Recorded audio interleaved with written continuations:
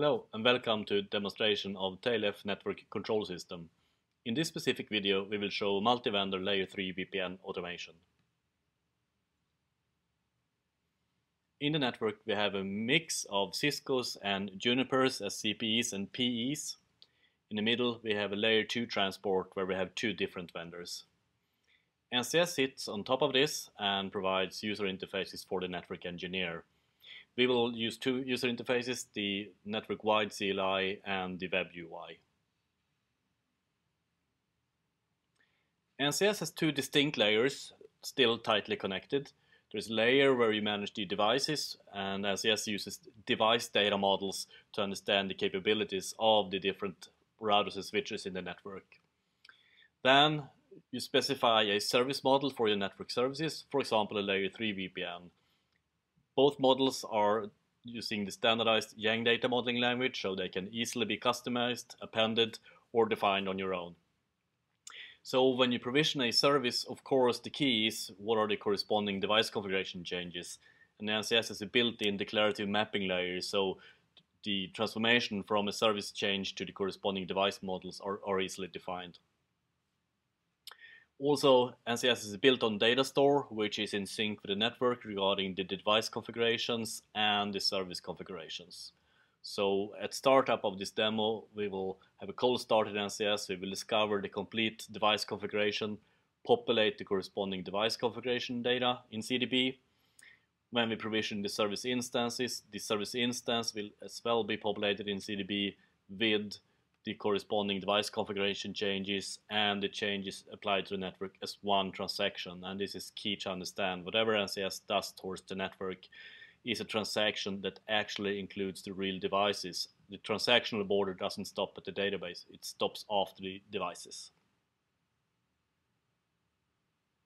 So the demonstration consists of 5 steps. I will start by setting up a VPN. That will generate the configuration in the devices and have the VPN up and running. NCS supports the full life cycle of services, not just creating. So imagine there was one attribute of the VPN that was wrong, or later on you get a service request to change an existing VPN.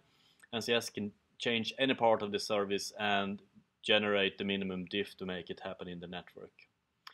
We will also show an interesting use case where you actually would like to migrate an existing network service from one vendor to another vendor. So for the layer 2 transport here, we will migrate from vendor B to vendor A on an existing service instance. We will also show a rollback for this specific scenario.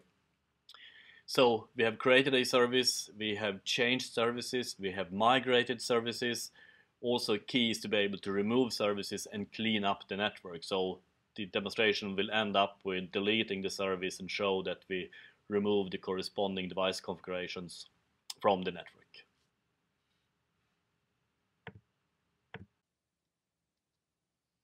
So time for the demo.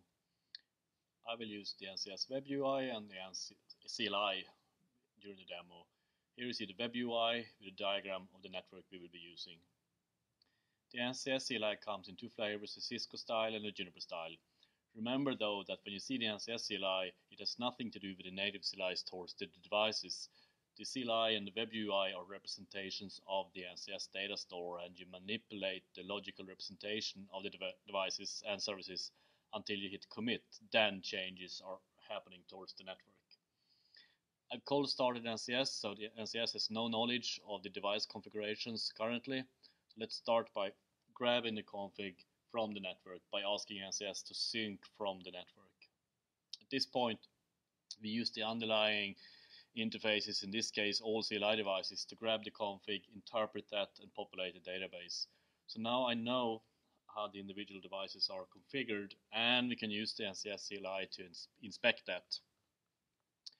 We can, for example, go to a specific router, check the list of interfaces. But this is a network CLI, so we can go across several devices in one go. So we can say across 0 and 1. Here we see in one CLI the list of interfaces across 2 different devices. We can use tab completion at the network level, in the same way as you would do for a single device. So at this point, NCS knows this is a Cisco device, so when I do tab completion here, we get the available configs that are available for a Cisco. If we change this to another kind of device,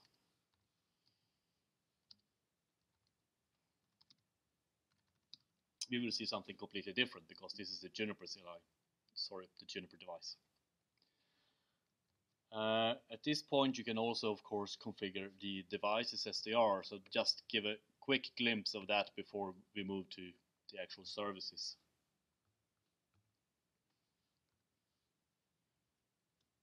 So imagine you would just like to change the state of one of the interfaces. So at the NCS level, we have a representation of the devices via device models, and here I'm talking to a Cisco device, so you can set the shutdown to false. This just starts the transaction in NCS, so when I do the set commands in NCS, it just updates a sort of logical copy of the database for this specific user session.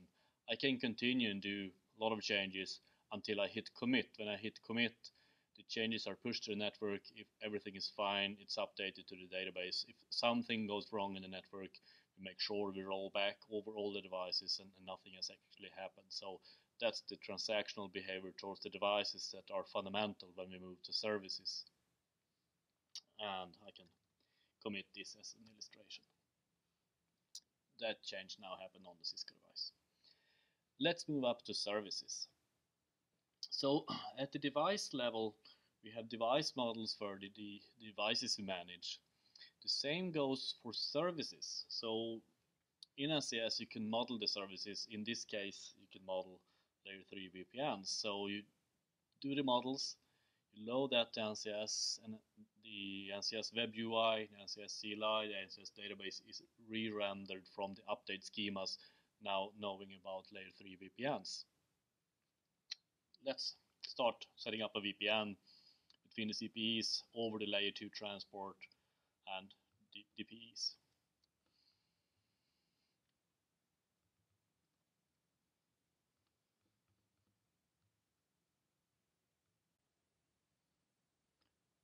So let's start by setting up the VPN. I will do that work mostly in the CLI and show what happens in the web UI. So in this scenario, we're setting up a VPN for Acme. So we're giving it a name. We're setting up the VLANs and VRFs, provider edge. Let's see what we have so far. So as you see, I continuously modify the service configuration, and I can do this until I'm happy. Then I hit commit, then things will start to happen, but we'll coming there. Let's continue by setting up the layer 3 link addresses.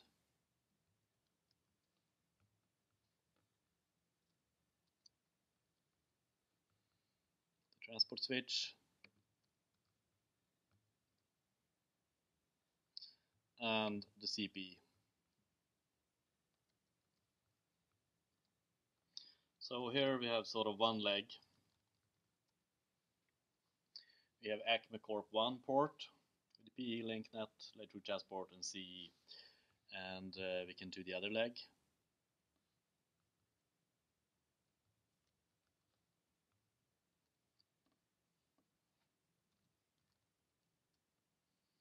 So this is the complete VPN with 2 ports.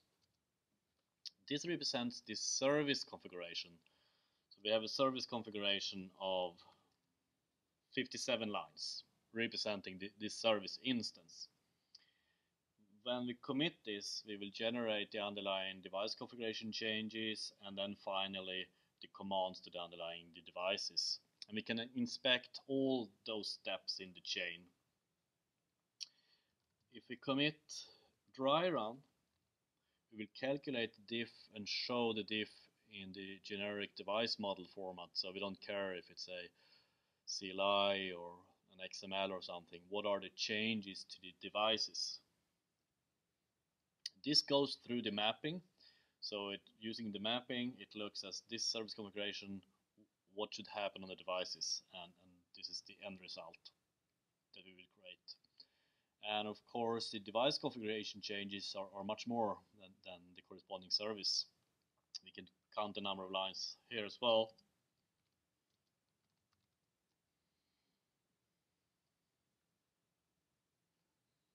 So 377 lines. Let's try run again, but this time checking the actual command sent to devices. So here we can inspect and validate that this is actually exactly what I would like to happen. And since there's a mix of Junipers and Cisco, here we see the Juniper netconf XML. Up here we see the Cisco CLI commands. Commit.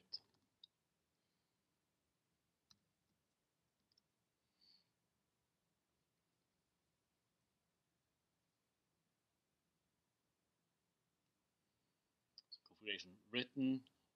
Let's ping and see if everything is fine. Everything is fine. The VPN is up and running. This was setting up a VPN.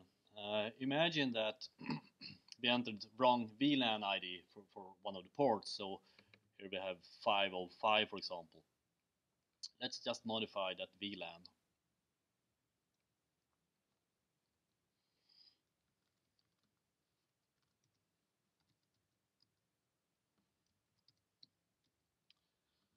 One of the ports, 1, and VLAN ID is currently 505. Let's set that to 510.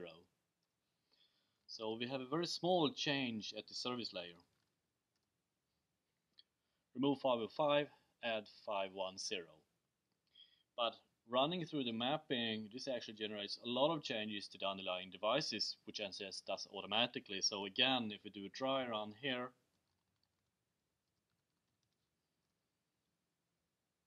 these are the changes that will happen to the devices actually. So there's a lot of things needed to be fixed since we changed the VLAN. And we can commit the VLAN change.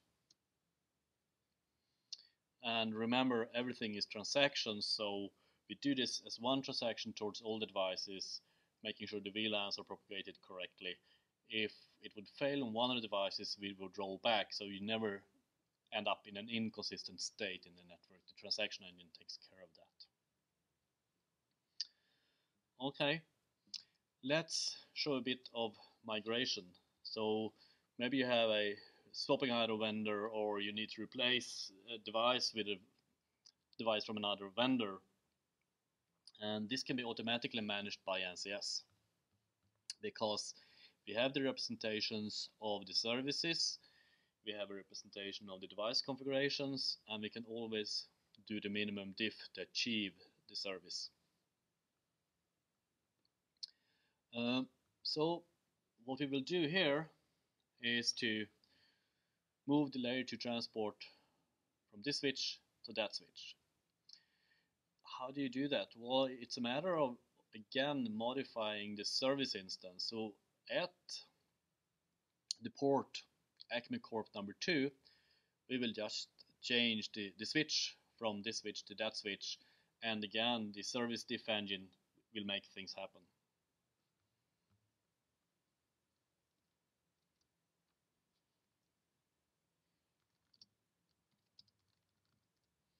So it's as simple as that.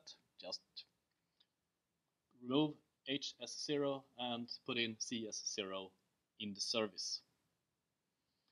Again, let's inspect the underlying steps that happens. Commit a dry run. And this is important that we actually clean up. We don't just write new config because we're actually migrating from one device to another. So we clean up the service configuration on the devices and write new configuration on the new devices. Committing and checking what happens here in the network. Move to that switch, checking the pings, that everything's fine, up and running. Finally, I've talked about the transactions so that we do automatic rollback on failure, but as a network engineer, you can always do rollbacks yourself, picking up a rollback file and committing it. And just imagine that we shouldn't have migrated. So we can just pick up the rollback file, the latest being 0.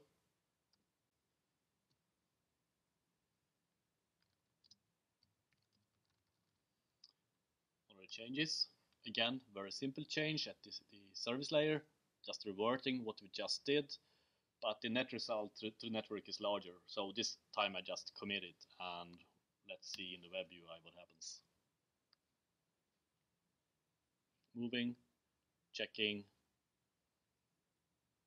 up and running.